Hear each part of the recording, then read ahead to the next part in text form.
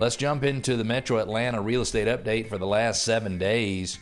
2,757 homes were listed, new listings in the multiple listing service, the first multiple listing service in Atlanta.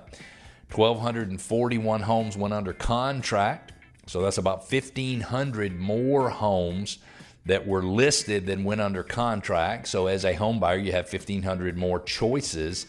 In Metro Atlanta, we had 1,317 closings. We'll expect to see that number get up to around 2,200 a week, but not a bad start for us being in the month of March.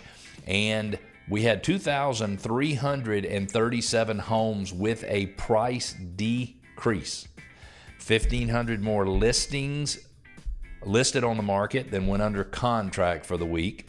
2,300, so that's 3,800 more listings where the seller has said publicly, I'm looking to sell my house. 1,500 of those, 2,337. Hey, I'm willing to be a little more flexible and a little more negotiable with the purchase price or the value of my home. So come and take advantage of that, Metro Atlanta.